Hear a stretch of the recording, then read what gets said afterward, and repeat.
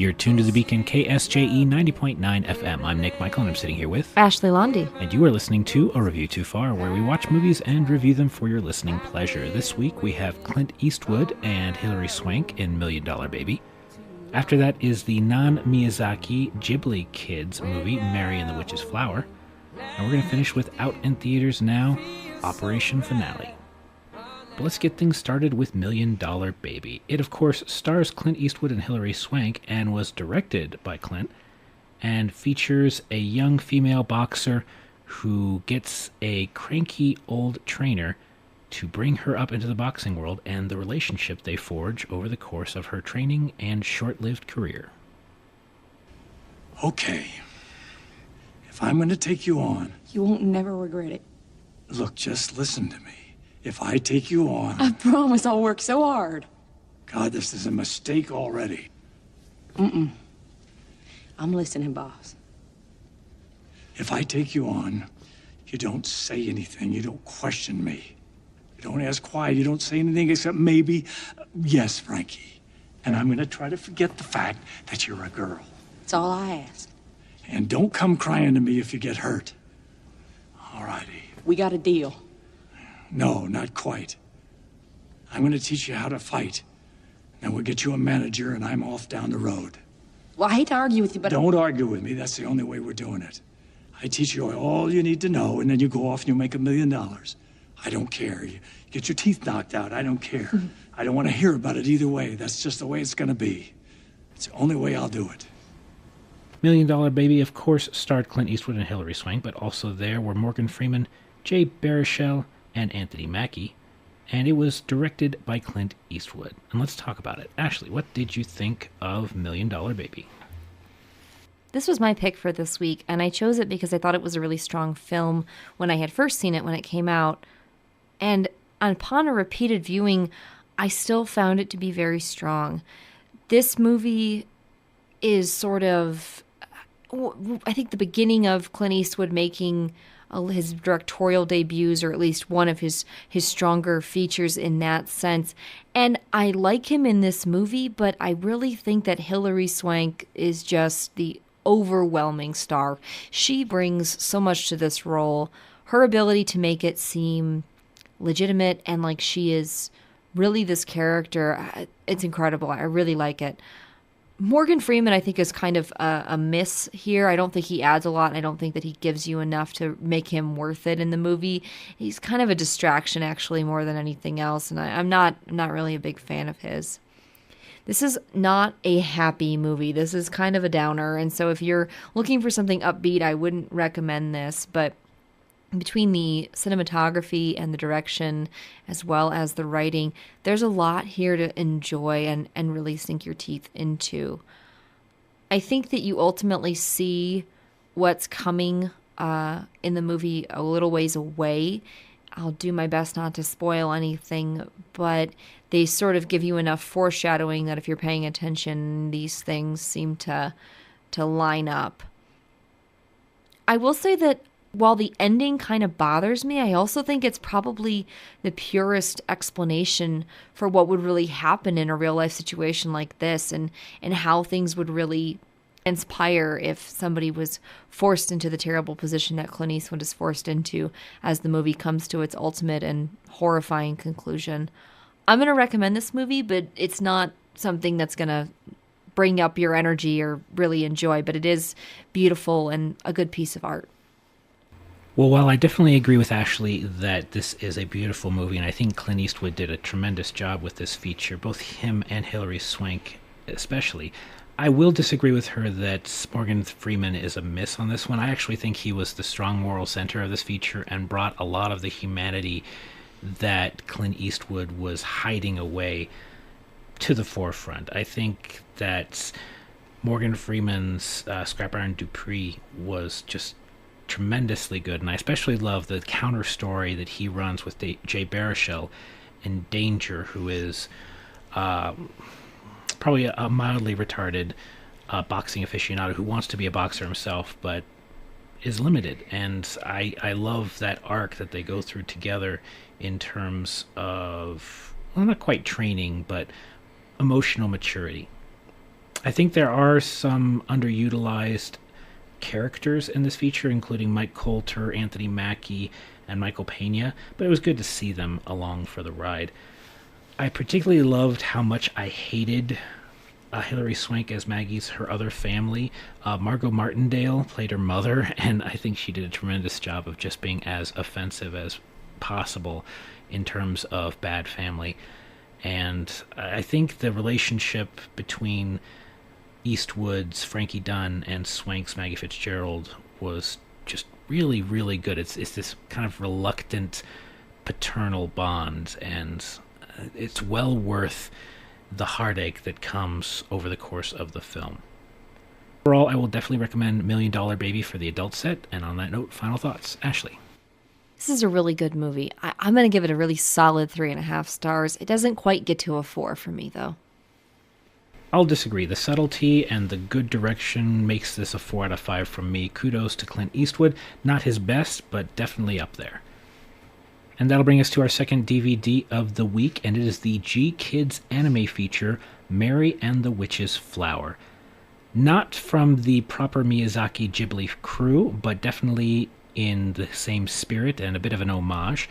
Mary and the Witch's Flower tells the tale of a young girl who discovers that she has witch's powers after finding a very special plant out in the middle of a foggy forest, and the brief adventure she goes on to save a friend and foil some adults who have lost sight and perspective on life. Mary and the Witch's Flower was based on the novel by Mary Stewart, was directed by Hiromasa Yonebashi and Giles New, and stars the vocal talents of Ruby Barnhill, Kate Winslet, and Jim Broadbent.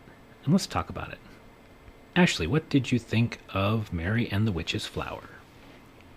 I don't have the same love for Studio Ghibli films that a lot of folks do, including Nick, but they are cute and entertaining usually, so I was hoping this would fall into that category, and for the most part it did. This film has some really endearing qualities. I love the animation style. It's beautifully done, and you really see the care and the love that the animators put into these characters and how well they form them, and it's cute and it's beautiful. I will say that I thought that the cutest and funniest character of all, though, was the cat that hangs out with Mary for most of the film. He was a very sweet animal. This film is kind of mediocre. It doesn't really knock it out of the park, but there's not really that much bad about it either. It's just sort of middling, and there's nothing really wrong with that. But there's also nothing really good about that. It's just a very standard feature. It is a little long. It's coming in, I think, at about 1:40, and it doesn't really have a lot to sustain that length.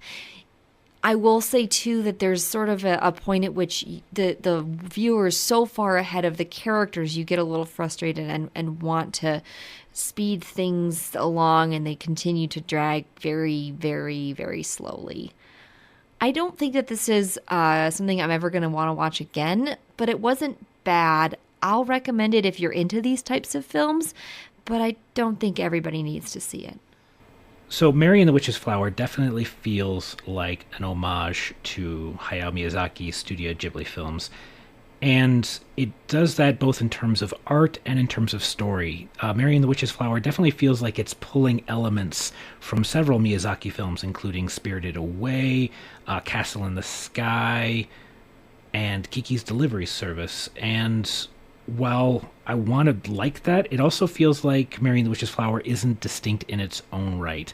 And that was one of the things that I really loved about Studio Ghibli films, is that the worlds always felt self-contained and really well established. There's not much in the way of connection between them, save in the rare occasions like The Cat Returns and its predecessor film. I really, really wanted to like Mary and the Witch's Flower.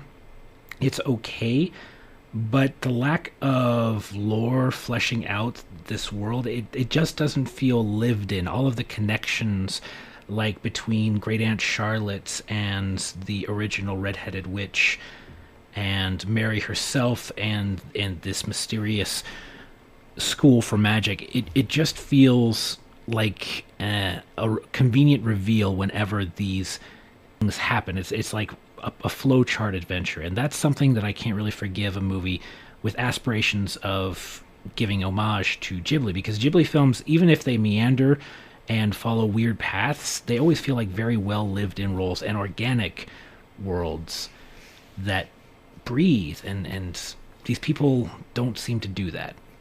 I can't fault the voice acting. I think it was pretty strong, and it's an okay movie, but it's not up to the standard that I expect when it comes to Ghibli films. Final thoughts. Ashley. I just don't love it. It's okay.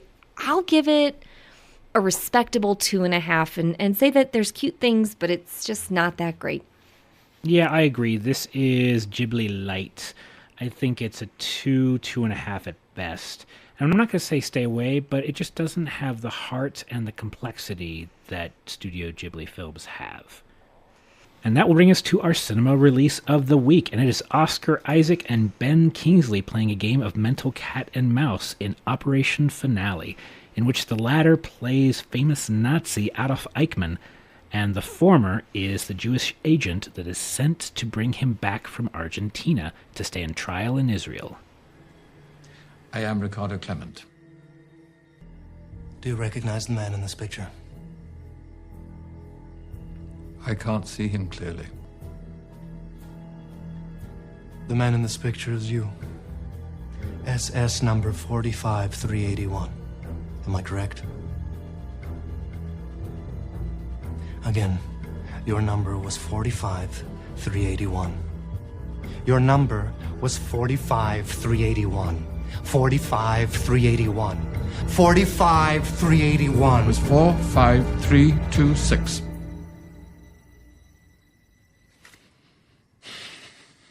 Enough, I accept my fate. My name is Adolf Eichmann. Operation Finale was written by Matthew Orton, directed by Chris Weltz, and stars, of course, Oscar Isaac and Ben Kingsley, but also there are Melanie Laurent, Leo Raz, Nick Kroll, Michael Aronoff, Oad Knoller, Greg Hill, Torben Liebrecht, and Michael Benjamin Hernandez. And let's talk about it. Ashley, what did you think of Operation Finale? So let's start with that. This is a film about Nazis. It is not necessarily a Holocaust film, although the Holocaust is heavily featured in it. I think that this film is much more about different things. This is currently in cinemas, so I'll do my best not to spoil any major pieces of the story. However, if you're not familiar with the story of Adolf Eichmann, it is certainly interesting, especially when you look at his capture and eventual proceedings from there.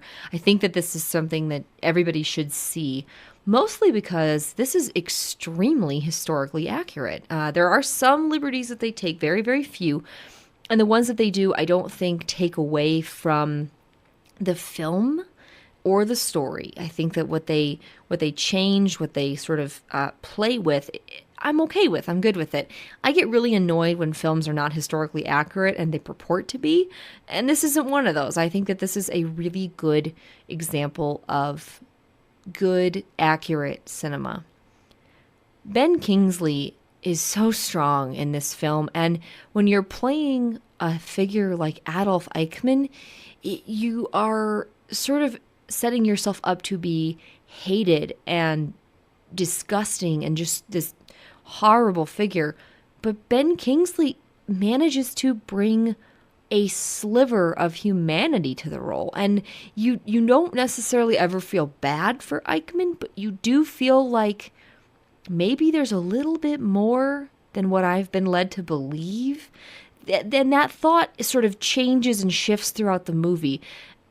I don't want anyone to hear this and think that I'm empathizing with him or that I think that anything that he did was okay. It was horrible and absolutely disgusting. But I think that what Ben Kingsley does in this role is truly worth seeing and very, very good.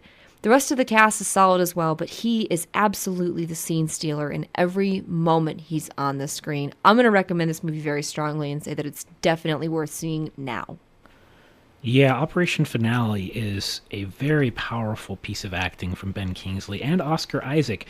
And it tells a story that manages to keep tension completely throughout the movie, despite the fact that if you know anything at all about the history, you know the end outcome of Adolf Eichmann's journey. And I think that is a tremendous piece of filmmaking, and good job to Chris Weltz and Matthew Orton there, and all of the actors and actresses involved. This is a great film that captures a moment in history after the end of the Second World War, about an important fixture and villain being brought to justice. I also want to point out that this feature does a really good job of breaking the tension with humor among the Jewish agents at really important times. The chemistry between Oscar Isaac, Melanie Laurent, Nick Kroll et al. Is really, really good. And there's even a bit where Adolf Eichmann, Ben Kingsley as Adolf Eichmann, makes one of the agents laugh. And it's beautiful and funny and heartbreaking at the same moment, because it's a moment of human connection between two people who almost certainly would rather see the other dead. And I think that is beautiful and tragic and really worth seeing on film. I have to say that it was kind of disturbing to see the Argentinian Nazis in their beer hall kind of having another rally, and to hear all the Sieg Heils it gave me chills, and not in a good way.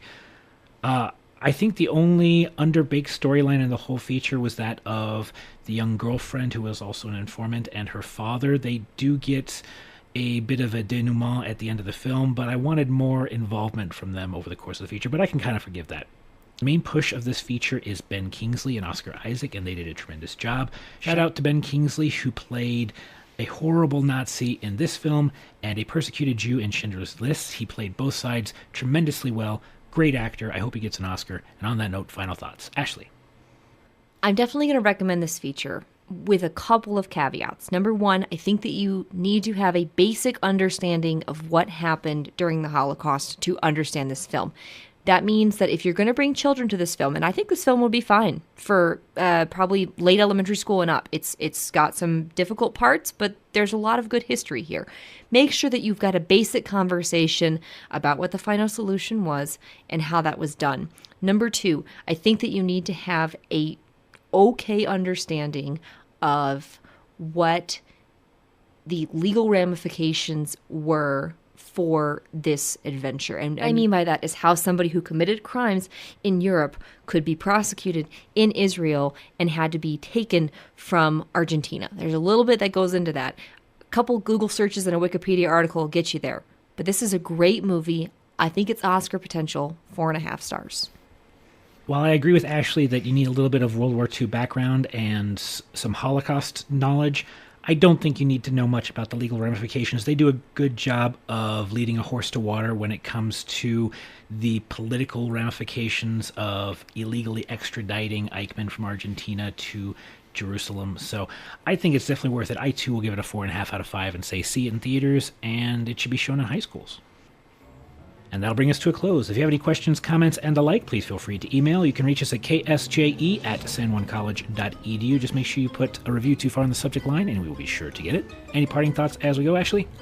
Yeah, I'd like to thank Allen Theaters for bringing these films to our community, and to KSJE and San Juan College for hosting our program. And from the studios of KSJE, I'm Nick Michael. I've been sitting here with Ashley Lundy. And we'll see you folks next week with more reviews and hopefully some recommendations. Coming up, The Nun.